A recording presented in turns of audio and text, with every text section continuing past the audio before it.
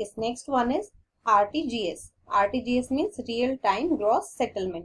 ये जो सिस्टम है ये भी 2005 में ही शुरू हुआ था. और जैसे NEFT था कि वर्किंग आवर्स में ही पैसा ट्रांसफर किया जा सकता है, इसी तरीके से RTGS में भी पैसा वर्किंग आवर्स में ही ट्रांसफर किया जा सकता है.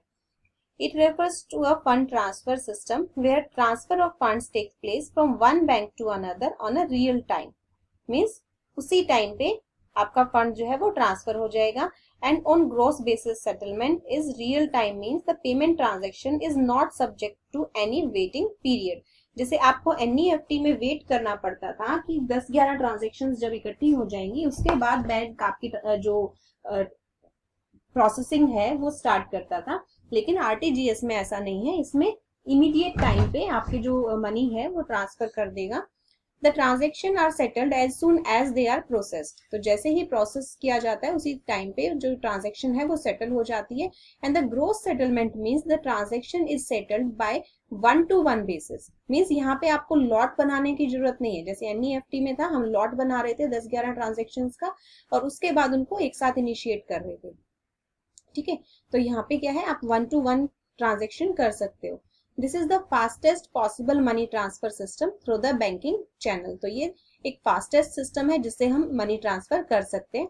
अब RTGS की जो फैसिलिटी है कस्टमर को वो वर्किंग आवर्स पे ही अवेलेबल हो सकती है. जैसे 9 AM to 4:30 PM जो भी वीकडेज हैं हमारे, और 9 to 1:30 on Saturday as per the guidelines of RBI. RBI इन गाइडलाइंस को चेंज भी कर सकती है. Then the features of RTGS.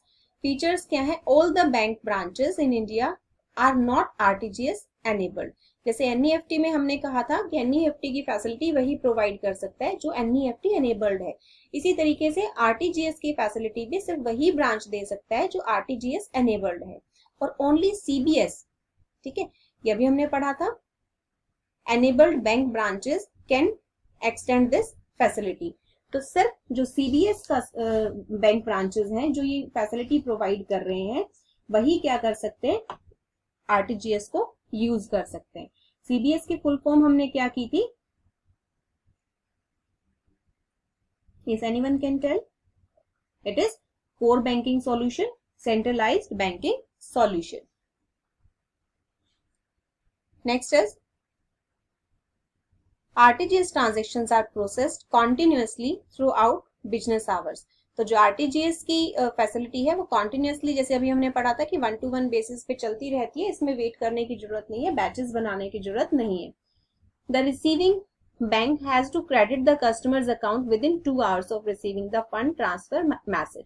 तो जैसे ही उसको फंड ट्रांसफर का मैसेज आ जाता है तो 2 घंटे के अंदर अंदर क्या है, उसको ट्रांजेक्शन करना पड़ता है, क्रेडिट करना पड़ता है अमाउंट.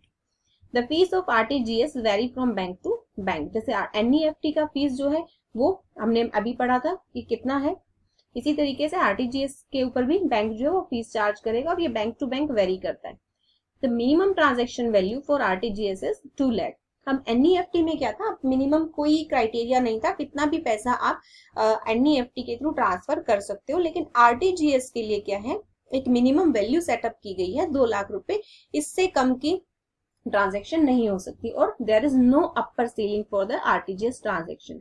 अब कोई अपर बाउंड्री नहीं है, मीन्स कितना भी अमाउंट आप RTGS से ट्रांसफर कर सकते हो, लेकिन कम से कम 2 लाख रुपए ट्रांसफर करना पड़ेगा. Difference between RTGS and NEFT. ये आपको डिफरेंस क्लियर हो ही गया होगा अभी, जैसे हमने NEFT भी पढ़ा है, RTGS भी पढ़ा है.